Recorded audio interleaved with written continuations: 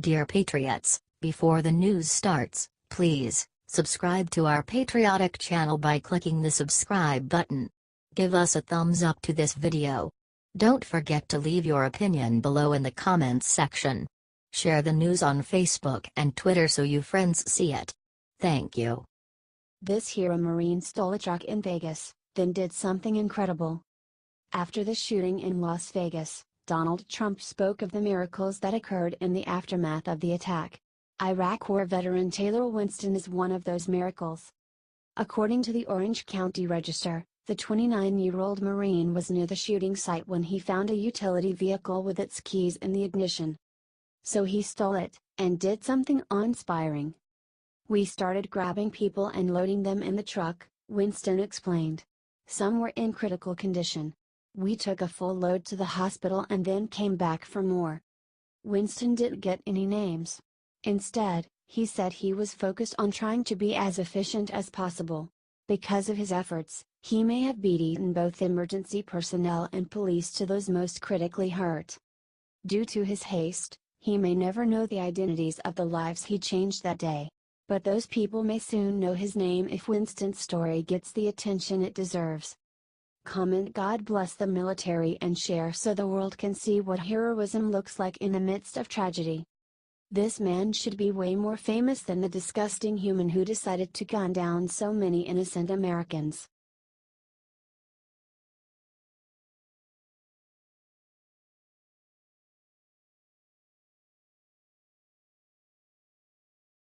As San Juan mayor met Trump, media didn't show pointy things she had under her hand. Do you all remember when President Trump and Melania went to Houston after Hurricane Harvey to help the relief effort, and Melania wore high heels as she got off of the plane and the press lost its collective mind?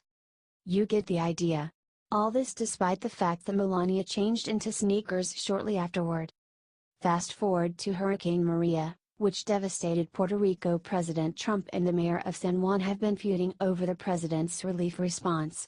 The mayor, Carmen Cruz, quickly became a darling to the media for criticizing President Trump, despite increasing evidence that the president's disaster response was appropriate and helping to save lives.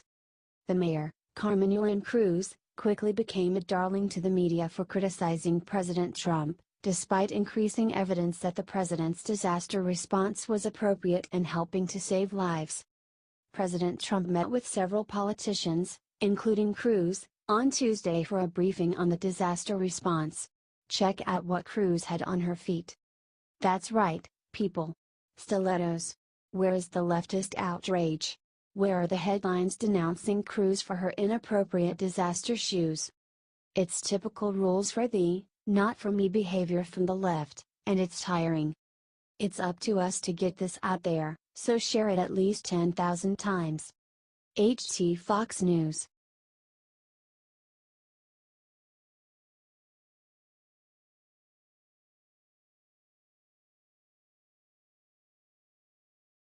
Trump pulled desperate maneuver to stop Cowboys protest and it paid off big time. President Trump wants our flag and national anthem to be respected as symbols of American unity, pride, and respect for our armed forces. The president has been hammering the National Football League for the past 2 weeks for their protests of the national anthem, calling them out in a series of tweets and during his Alabama rally. But the president isn't going to just sit around tweeting all day, despite what the mainstream media tells you. He's ready to get into the trenches and do what he can personally, and the national anthem protests are no exception. President Trump called Dallas Cowboys owner Jerry Jones 4 times on Monday to make sure the Cowboys wouldn't kneel during the national anthem. According to NFL.com, the president called Jones right before the game, while he was waiting in the locker room to play against the Arizona Cardinals. Jones is a friend of the president's, donating $1 million to Trump's inaugural committee. And guess what? President Trump's phone calls worked. The Cowboys did kneel, but only briefly right before the national anthem. When the anthem started playing, they stood up. Check out this beautiful moment of unity here. President Trump managed to preserve the dignity of our flag and anthem, and the players got to protest in a way that respected our important national symbols. Naturally, the MSM is totally ignoring this. Share this out if you love having a president ready to do what it takes to keep our symbols sacred. HT The Hill.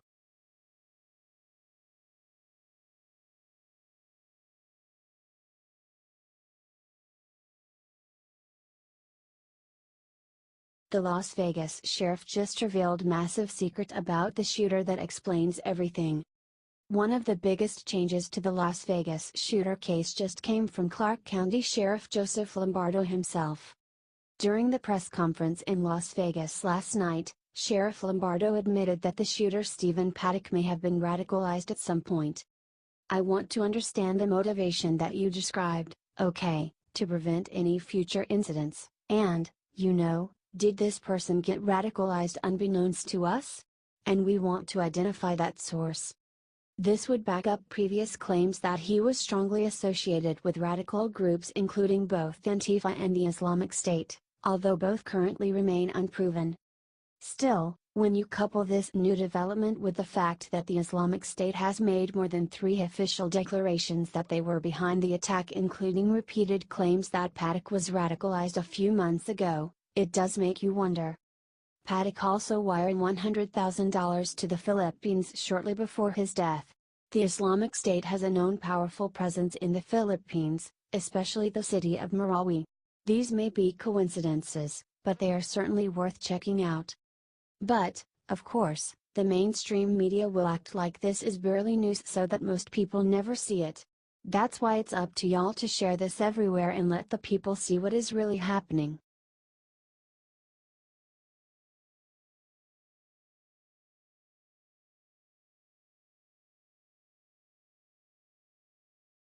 Seconds after the Vegas shooter's girlfriend landed in LA, someone unimaginable showed up to get her. By now everyone in the whole world knows the name Mary Lou Danley as the girlfriend of Stephen Paddock. For hours she was a major person of interest, then later she was removed from that list. But the drama did not stop there. You see, Mary Lou was in the Philippines. The same place that Paddock had transferred $100,000 just a few weeks ago before his killing spree. In an effort to clear her name, Mary Lou Danley flew back to Los Angeles last night. However, when she stepped off the airplane into LAX, the FBI was waiting for her. For some reason or another, Mary Lou was being wheeled in a wheelchair. If this is something regular for her or if it's temporary remains unknown. It turns out she is once again a person of interest in the case after the money transfers and some other very strange circumstances surrounding the shooting, including why the rooms were in her name. The victims and their families deserve answers, and all of America deserves to know why he went on the killing spree in the first place. If you want Danley to tell the FBI and public everything she knows, share this out and comment "Tell the truth."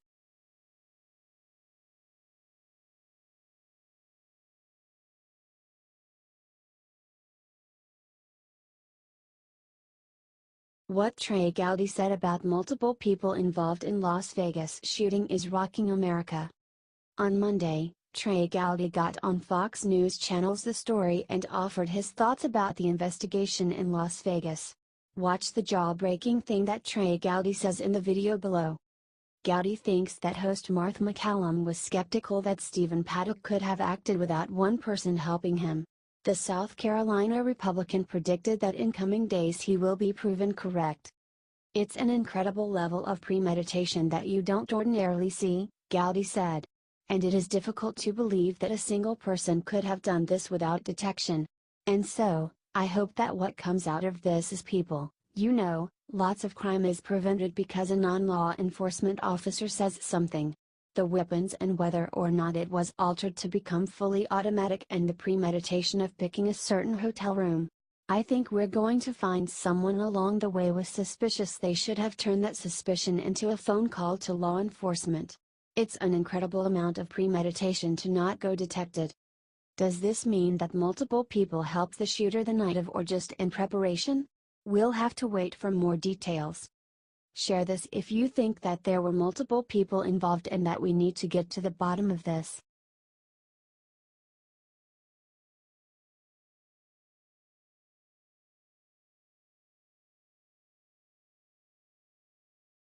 The moment Ivanka walked into military base today, everybody noticed insane new thing about her. Ivanka Trump is pure class. Many other presidents' daughters are famous for partying. Ivanka has a more active role. She showed up to Camp Lejeune on Tuesday to speak at an event about employment for military spouses. Ivanka Trump and Kellyanne Conway showed up and lit the room on the fire. God bless this first daughter. She is working hard to make this country better. All the media is talking about now is the following. It's so sad. Ivanka Trump's attorney said that her attorney is intending to spend some time on initiatives that she cares about, particularly with regard to women in the workplace.